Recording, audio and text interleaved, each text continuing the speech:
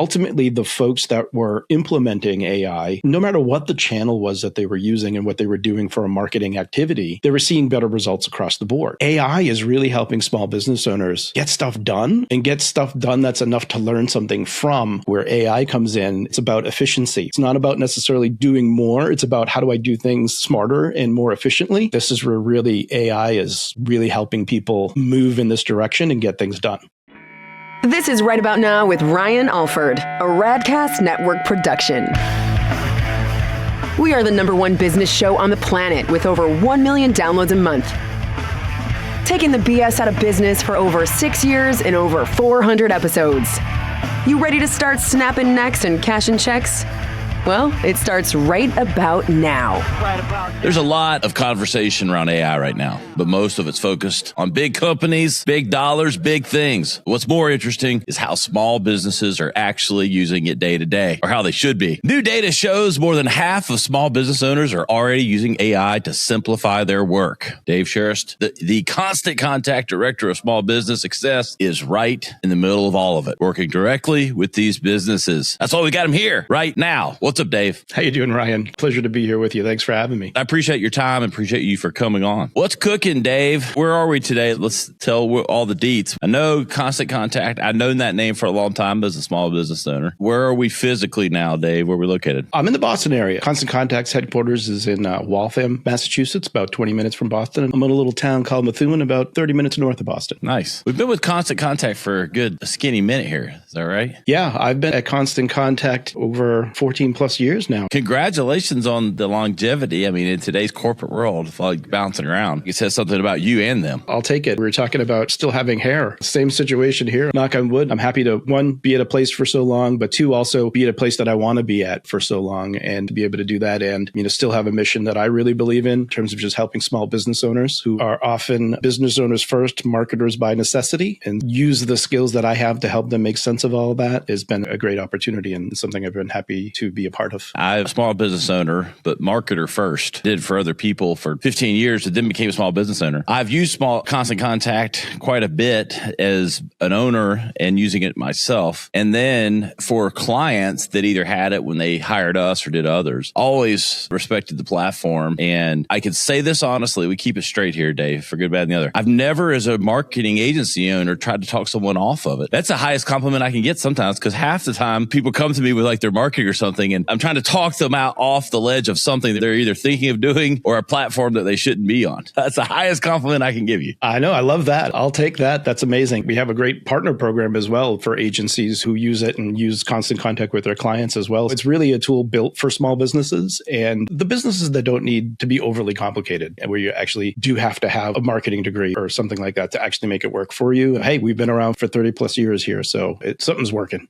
Yeah, for sure. Sometimes the product is the topic is the product. And it's an interesting one with what Constant Contact means to the marketplace for small businesses. I want to take it through a broader lens of what are small businesses facing. I know you're talking with them every day, but maybe through the lens of your role and what you're hearing and what you're seeing on a broad sense. And then we can talk specifically around AI and things like that. They're probably intertwined. I think they definitely are, particularly where we are in this moment in time. Constant Contact, we regularly are doing these, what we call small business now reports. We do these on a consistent basis to really just kind of keep a pulse on what's happening out there with small businesses. And our most recent survey has found and research has found that right now, small businesses are actually doubling down on marketing. When you think about where they are in terms of their top concerns, inflation is a big one. And this is back in February when we kind of fielded this study. Although they're concerned with that, it's not stopping them from showing up. In the majority of the businesses that we spoke to, somewhere around 70% are actually planning on spending more on marketing. I'd love your point of view on this too, because oftentimes where things feel like they're tight or there's some uncertainty, historically, you would typically see marketing be one of the things that people want to cut because it just feels like that's an expense we don't need to worry about right now. And particularly when you start to think about the change that happened during the pandemic times, right? So if we go back to 2020, I know that was a period in time where a lot of people really started to understand the benefit of these digital tools like email marketing and social media and all of that because because it was really the only way they had to communicate with people. Since that time, they've seen that investing in those tools is even more important when things are kind of a little bit unstable or you're not sure what's going to happen. It's because staying visible matters. And that's what's important, because when things do come around, particularly when consumers are being more specific about where they're going to spend their dollars, it's those businesses that are top of mind. That's where they are going to spend them. That's what we're seeing here. They're actually interested in spending more, which is a little bit surprising, but also exciting because it's not typically what you would see. We're trying to be talked into a recession. Expensive gas and a lot of other things are real variable. I'm not diminishing that, but I do feel like 4 years ago, 3 years ago, we couldn't be trying to talk ourselves into negative sentiment. We're really good at that sometimes in the media. Regardless of that, small business prevails, rises above sometimes just sentiment. What you also have is AI revolution happening, which is greater than anything. It might be the single most impactful thing to marketing that has ever happened. If you really think about all the tenets of what it's doing, we've had, don't get me wrong, the internet was pretty impactful. It kind of played itself, like it had an impact, but it was over 15 years. AI is having an impact over 18 months, 9 months, 8 months, 2 months, 1 month. The iteration is incredible. Small businesses that are in it to win it and ambitious and driven, the reason they probably want to spend on more on marketing, or at least continue to spend, is they're excited because their dollar goes further. They could do more things, and they have these capabilities, and companies like Constant Contact integrating these capabilities that were never at their fingertips until now. We've got some things that are making things a little negative, some real, some not, frankly. Small businesses are going, hey, this is a good time to be nimble. It's a good time to have these tools. I want to put them to act for my business. A couple of things here. Let's just say, regardless of what it is, every year, every month, every something is different for small business owners in terms of the adversity that they're going to face. So regardless of what that is, it's always something. Time and time again, they prove that they are a resilient group of folks that can maybe feel sorry for themselves for a little bit, but then it's roll up the sleeves and figure out, all right, now how do I make this work? Because this is the thing that they need to make work. That's the big thing that we see time and time again with small business owners just out of the gate. To your point about the AI piece, this is incredible what people can do with the tool and how quickly it's evolving to help you do more. We did a previous study on the state of AI where early on it was really about like, okay, what's this thing? Like now this is a thing that people understand and know that is available to them. And it's about how do I use it? We've seen just in general terms, not even getting into the specifics of it. And I have a theory on why this is, but ultimately the folks that were implementing AI, no matter what the channel was that they were using and what they were doing for a marketing activity, they were seeing better results across the board. A couple of things I think come into play here. We talk about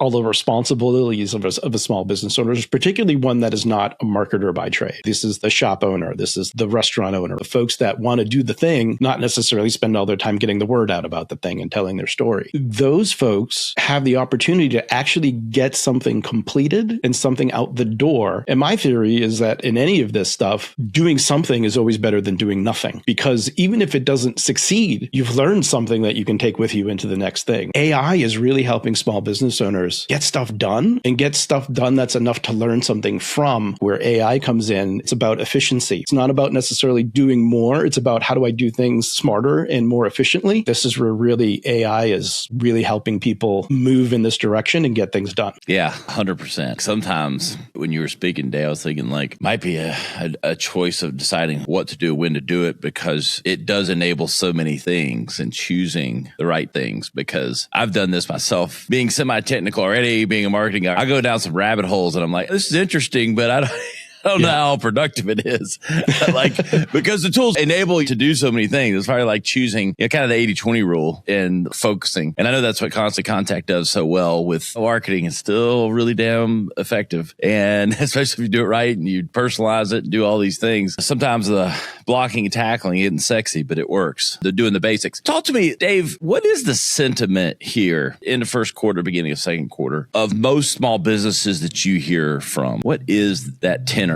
The current, what says you on that? I feel like I've seen this a lot just in terms of over the years. Small business owners in general are a cautiously optimistic group. And this is what we're seeing here again. I don't think anybody starts a business thinking they're going to fail. You have to be an optimist and believe in the thing that you're going to do. That's kind of built into the backbone of that type of person who takes that step. It's the reality of like, look, I know as an owner, there's going to be challenges. I know there are things that are going to come in the way and try to keep me from doing what I want to do. The idea of getting to being your own boss, not having to answer to other people, the financial rewards that come to you versus doing things for someone else, all of those things outweigh the idea of having to go back to work for someone else. And I think that's it. And cautiously optimistic is where people are. There are challenges. I know if I believe in myself and do the things I need to do that I can make this work. I read an interesting article this morning that said all this sort of fear-mongering of AI taking all these jobs and there being no jobs. It's actually leading motivated people. More small businesses are being started today than anything else. It's like the fastest growing because people are going, well, I'm not going to take my job because I'm going to go start my own. It's sort of leading down that path, which is exciting on some levels and should be good for Constant Contact. This takes us back to the pandemic. That's where new business applications really started to go through the roof, record-breaking numbers. And the numbers are, the last I looked for this year, are down a little bit, but still up in those millions of job applications being started. Anytime in history where there is some type of adversity or something, it is the people that start to think about, okay, what is the solution to that problem? And that's what entrepreneurs do, is they solve problems. And right or wrong, the more problems you have, there's more ways to start to think about it and what that could potentially mean. And so there's always an upside. Historically speaking, that's going to change what the market looks like. And I think it's just a regular evolution of what's available. And just in terms of even just taking jobs, it's really about how do you embrace this and use this to accelerate your thinking. Last year for me was a big year where I just personally was like, all right, how do I start to incorporate this into my day-to-day? How do I use it to help me so I can kind of get back to doing the things that I really love to do and enjoy? And for example, I'm more of a content creator type of person. I don't need it to help me necessarily. I'll use it to help me kind of get ideas out and maybe structure them and think through them. But like I can do that. And so I don't need it to create content for me necessarily. But someone else who doesn't have that skill set, that may be the thing that they needed to do, where they'll lean into it more heavily. And of course, as more people adopt it, we're in this stage now where there's going to be a lot of, they're calling it AI slop is out there. That's valid. But at the same time, the people that figure out how to make sure that it does sound like them, that has the uniqueness and the point of view that they offer, that colors the output in a way that the good stuff is still going to rise to the top. It's just at an accelerated rate. We just talked about like just the AI in general. It's those folks that really use it to get it to work for them that are going to rise to the top and have the advantage because there is a uniqueness to it. The AI police is one of my least favorite trolls on the internet right now. It's like, and don't get me wrong, there is some slop out there, and there is. And not, again, if you're putting out nothing of value or if it truly is slop, whatever that means, and that is the common term, then sure. But if you're using it to actually advance things at 20x the rate, there's a fine line here between slop and efficiency as long as it's value. I'd rather my favorite writer put out 10 more blogs that's in their voice that may have been AI generated, but it's concepts and ideas that they had, and me to get that knowledge and insight or laughter or whatever it might be, than for them not to use AI and me get one a year. It's an interesting thing of scale. Where is AI saving the most time for small business owners? It's in a few areas. One of the things that we maybe overemphasize is this content creation piece. This is great for the people that need it and maybe don't know how to get there. They suffer from the blinking cursor problem where it's like, okay, I don't know what to write. I don't know what to talk about. There's that piece of it. It's saving you time there. But I think the piece that we often don't really talk about as much, and I think we're moving to that point, but it's what AI can do for you in the terms of just processing information. This is where the real opportunity comes in, because like even let's say, okay, you're sending emails, you're doing your marketing, you're doing things on social, to be able to take that information and then feed it to AI and tell AI like, hey, help me figure out what I need to do next here. And this is the world that we see in Constant Contact, is like, how do we start to take the information that you have available to you based on the things that you're doing to say, hey, here's an opportunity. Here's something that you should try. This is the best time to send this for your audience. These types of emails seem to be performing really well. These types of posts. To be able to take that information, and in many ways, you're going to get to this point where it's coaching you through what to do next. That's exciting because one, just in terms of data analysis, not everybody has the money to hire a data analyst to then find the things that you need to do and then extrapolate that into something that you can actually take action on. This is where we're going to see AI really have a huge impact on small businesses in particular, because to be able to get into that in a way that reality is you just don't have the time to be able to do all of that in the role as the owner because you're doing all of this other stuff. To be able to have that and to be able to, hey, do this, great, right? Now I know what to do next and I can run that and I can get back to what it is that I'd rather be doing. That's where AI is. We're at that precipice right now where it's starting to push over directly into that. And that's an exciting prospect. I love where you took this, because if you're a small business owner and being the position I am, I'm talking and smart people like you every day and processing all of this and having come up,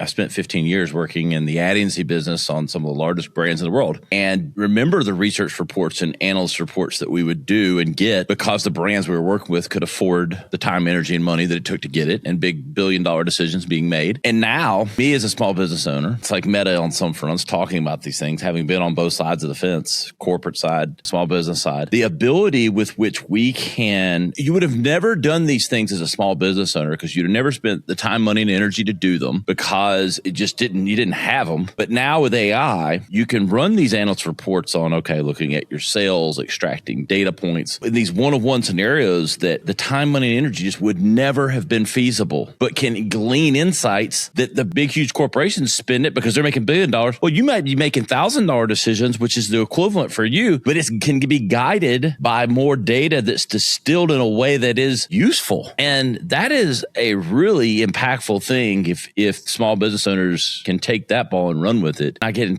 too caught up. Sometimes the data, you can get too much data, yes. But man, there are some really important things and some key data points that could guide decisions better that's now more attainable than ever. Being able to be pushed in the right direction many times. And I think, you have inflection points in your business as well, where at one point it's about getting to a certain level and then that changes. And then it's about getting to another level. And having, in many ways, a thought partner and push you in the right direction is just hugely valuable. Everybody has a co-founder now. Right. Like, yeah. In a way. Yeah, right. Like that, I was trying to think of the way to personify it. Right. And I think that's a good way to do it. Everybody's got a third one with constant contact. I mean, I'm building marketing ideas here with you. And I mean, if you think about it, I mean, that's really, in many ways, when we think about what our mission is, and it's to be the marketing partner for small business owners, to provide them the tools that they need and more with. And I think that even just opens up for a company like ours, the ability to use all of the information that we have and what we've learned over 30 years in the business to share that and put that directly in the hands of our customers so that they can use it to grow their businesses. It's just exciting times to be in this industry. Where are small businesses maybe overcomplicating AI, or where is it not working or being overhyped? Maybe sometimes, I always say sometimes not. What you choose not to do is as important as what you choose to do.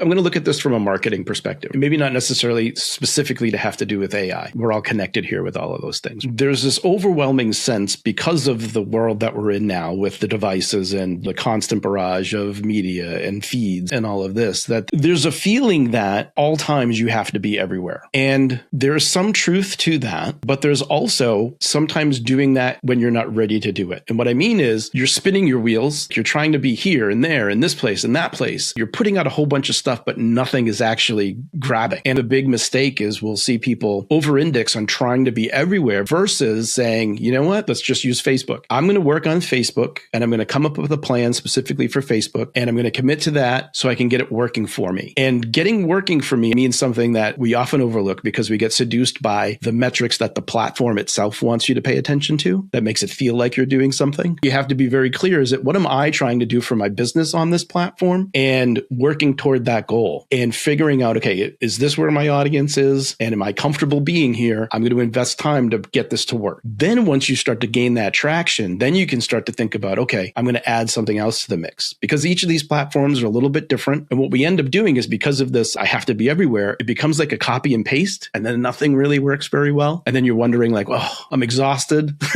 right? I'm doing all of these things and nothing's happening. And I think this is why. It's okay. If there's any small business listening right now, I'd say you have permission to not do everything all at once. Start someplace and get that working for you and then add to it. What we see, this latest study tells us that social media and email marketing are the two channels that are driving the most value for people. Social media, of course, that's a box to open because that could mean different things. It's finding one of those things and then remembering to partner that with email. And this is really important because where you have social media for the reach, and particularly how, if you think about how social media works right now, it's a lot different than maybe 14 years ago, where it was like, it mattered when people followed you. It mattered, not that those things don't matter anymore, but it's different because of the algorithms are now trying to put your content in front of the right people versus the people having to find your content. The reach is a little bit different, but what hasn't changed there is that you don't control what happens on that platform. If they make a change or your reach is still really limited in many respects based on what it is that you want to do. That's where email comes in because you are getting somebody to raise their hand to say, I want to stay connected with you. And that gives you the control to say, I want to communicate with these people at this time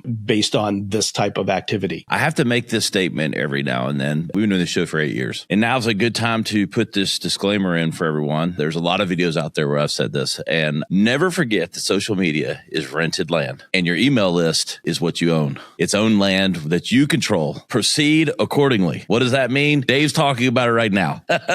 Make sure you're not just putting all your eggs in that social media basket. You're doing the things that allow you to move those people to what you're saying, the places that you control, that you have ownership of, because that's that contact list. What's the phrase? The money is in the list. The people that you have direct connections with. Let's just say all the sites went down, and this has happened. I mean, people have had their pages taken away. Yeah. Sites have gone down. What if you didn't have a way to contact those people directly? This is why you need to be thinking about, how do I move those? The rented land is a great way to think about it, because no one's saying don't use social media. Use it, but use it to your advantage, not to their advantage.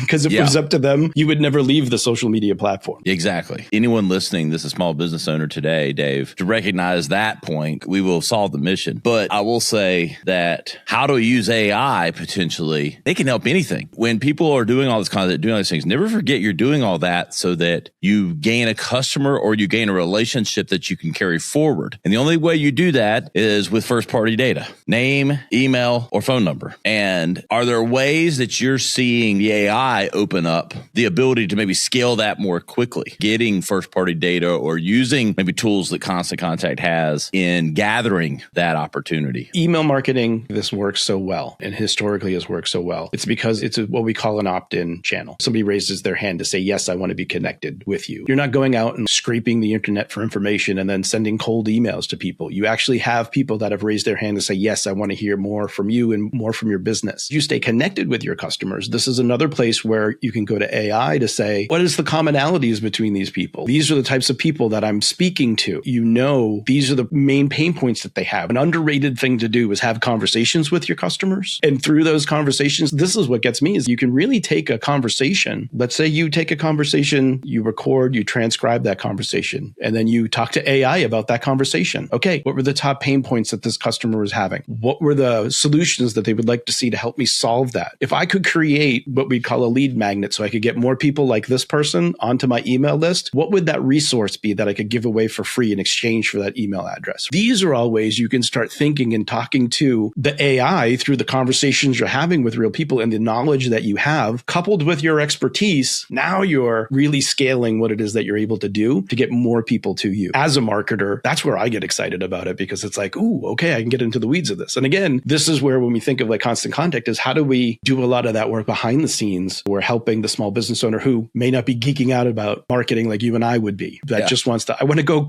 bake some more cakes, please. That's our job to kind of fix that problem. That's where I think it's really interesting. It is. Dave, how about a couple of rapid fire to close things out? Best use of AI you've seen in a small business? Have you seen anything crazy or anything like, wow, that was resourceful? I don't seen anything crazy. What I've seen is the adoption. And I know that sounds unsexy. I've learned time and time again after talking with small businesses is that it's the unsexy things that actually move the needle. And so it's showing up consistently. And I think just using AI to show up consistently, that's kind of the best thing that they could do, because that's what brings the money in. Yeah. One tool every business should try that's maybe more attainable now than it was in the past. My short answer is Constant Contact.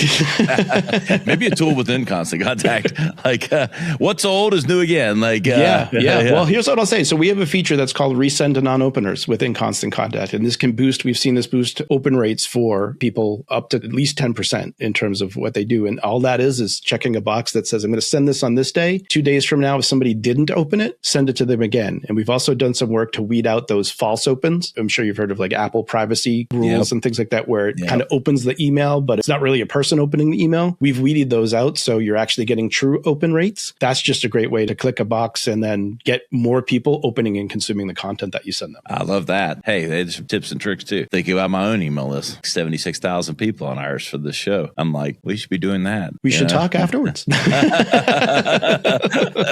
Dave, where can everybody learn more about what you're up to, what Constant Contact's up to, all those details? Yeah, definitely check out constantcontact.com and find all the things that we've got going on there and tools we have available and the programs that we have. Again, if there's anybody that's a marketing person out there too, we have a partner program that we'd love for you to check out. So you can find all the resources there at constantcontact.com. You can find me on LinkedIn, Dave Charest. If you have any questions or any thoughts, love to connect with you there. Dave, it's been fun. I really appreciate you for coming on and look forward to doing it again. Yeah, Ryan, pleasure. Great to see you. Hey guys, you know to find us, RyanIsRight.com. Find all of the highlight clips, the full episode, links to contact, as well as Dave's information. Hey, it's all about what's happening right now. It's important. Now is today. AI is changing the game. It's making things more attainable. It's not scary. It's a winning formula. And again, we appreciate Dave and Constant Contact for coming on today. We appreciate you making us number one. See you next time, right about now. This has been Right About Now with Ryan Alford, a Radcast Network production. Visit ryanisright.com for full audio and video versions of the show or to inquire about sponsorship opportunities. Thanks for listening.